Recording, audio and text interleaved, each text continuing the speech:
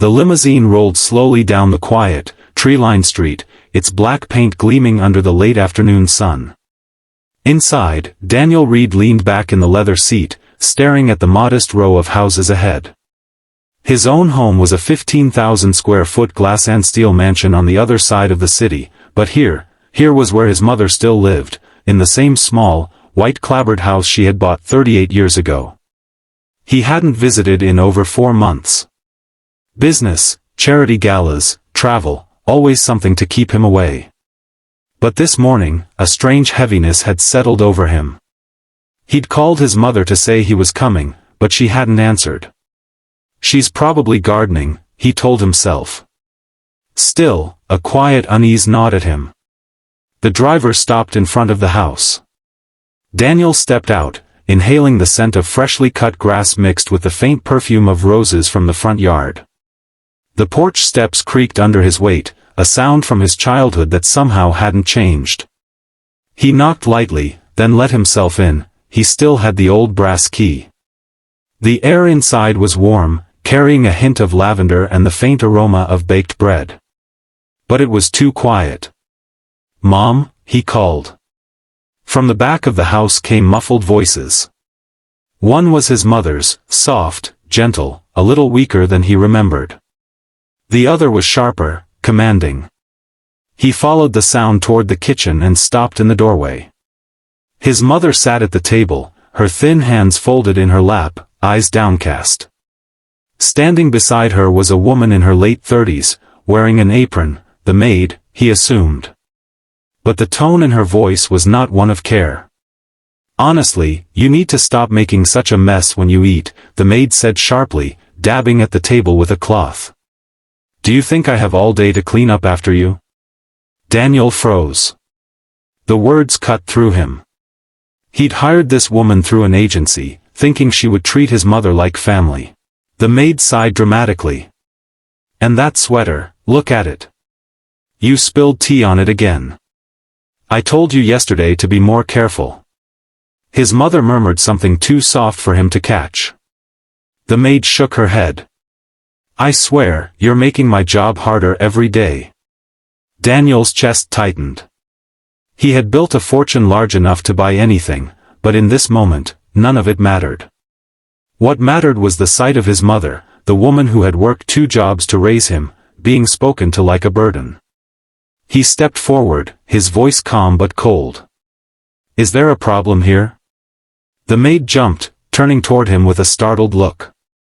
"Oh. Mr. Reed, I didn't hear you come in." "No, no problem, just keeping things tidy." His eyes didn't leave hers. It didn't sound like that. For a second, the kitchen felt like it had no air.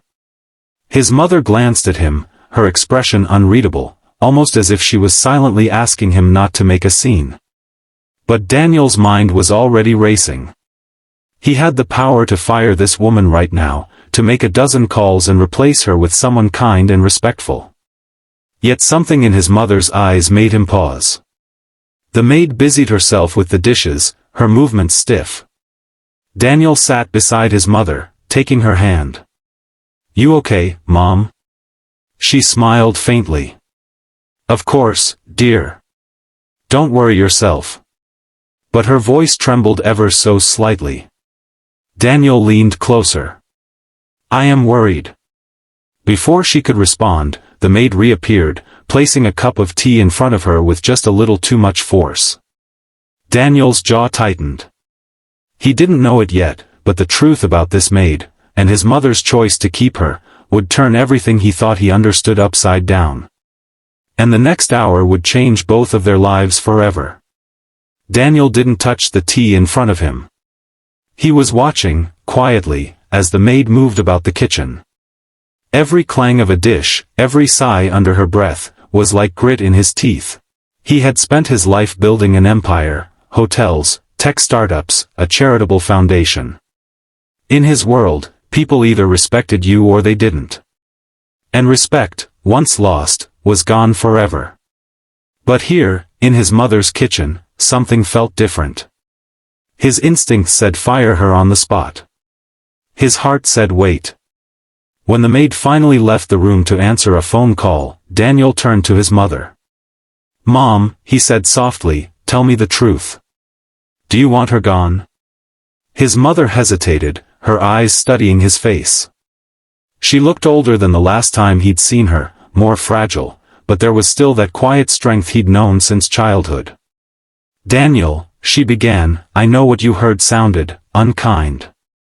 And sometimes she is impatient. But she's also been here every single day for the last year. She comes even when the roads are bad, even when her own family needs her. That doesn't excuse." "Let me finish," she said, her voice firmer now. "Do you know why she's sometimes short-tempered?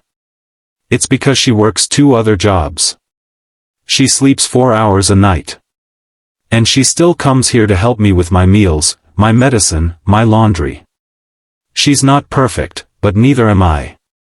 Anne. Daniel, she's the only one who's been here when you couldn't be." The words landed like a punch. Daniel opened his mouth to argue but found nothing to say. "She's a single mother," his mother went on. "Her little boy is sick, leukemia. She doesn't talk about it because it's too hard. The agency doesn't pay her much, and I can't exactly offer a big salary. So yes, she's tired. And sometimes that comes out the wrong way. But I've seen her kindness too. She's held my hand when I was in pain. She's fixed the garden fence without me asking. She even sat with me all night when I had that flu last winter. I know she's not perfect, but neither is anyone who's carrying that much weight." Daniel sat back, feeling a strange mix of shame and respect.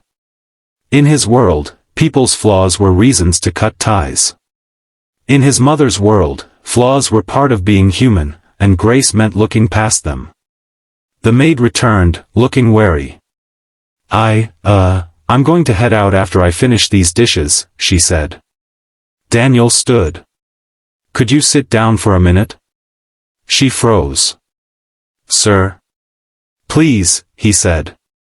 Reluctantly, she sat across from him, her hands twisting in her lap. "My mother told me about your son," Daniel said quietly. Her eyes flickered with surprise, then dropped to the table. "I didn't hire you to be perfect," he continued. "I hired you to help her. And I think you've done more than I realized." The maid swallowed hard. "I try, Mr. Reed. I do. I'm just tired." Daniel reached into his jacket and pulled out a checkbook. He wrote quickly, tore the page, and slid it across the table. She stared at it. "Sir, this is.